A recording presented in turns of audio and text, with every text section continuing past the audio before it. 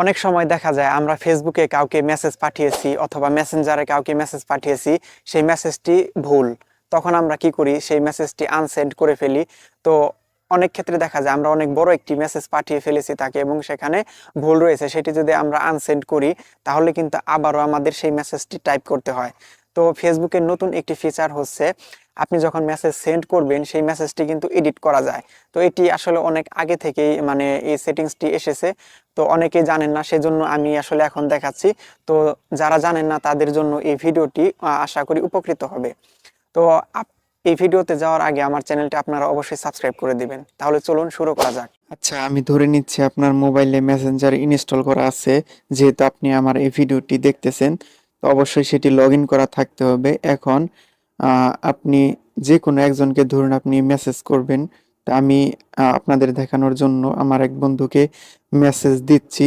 আমি যদি তাকে লিখি, কি খবর লিখলাম, তো এটি লিখে সেন্ড করার পর আমার যদি মনে হয় যে আমি এই তাকে যে মেসেজটি পাঠালাম এটি কোনোভাবে ভুল হয়েছে, তো ধরুন আমি এই মেসেজটি তাকে পাঠালাম, এটি ভুলে তার কাছে কিন্তু চলে গিয়েছে, অথবা আমি তা অন্যজনকে মেসেজ পাঠাতে গিয়ে তাকে মেসেজ পাঠিয়েছি, এরকম হতে পারে।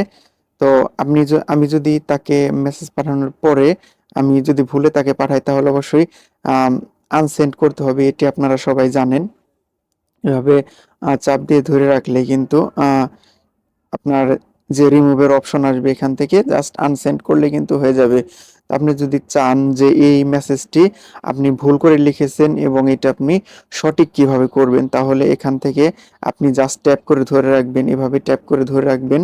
ট্যাপ করে ধরে রাখার পরে মোর যে অপশনটি রয়েছে এখানে, এই অপশনটিতে আমাদেরকে ক্লিক করতে হবে।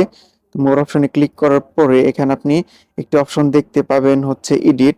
তো আমরা এই অপশনটির সাথে অনেকে আসলে পরিচিত, এটি একটি সিম্পল ভিডিও, আসলে যারা জানেন না জাস্ট তাদের জন্যই। তো এখানে এডিট অপশনে ক্লিক করার পরে আমরা দেখতে পাচ্ছি আমরা যে মেসেজটি তাকে সেন্ড করেছিলাম সেটি কিন্তু আমরা খুব সহজেই এডিট করতে পারছি।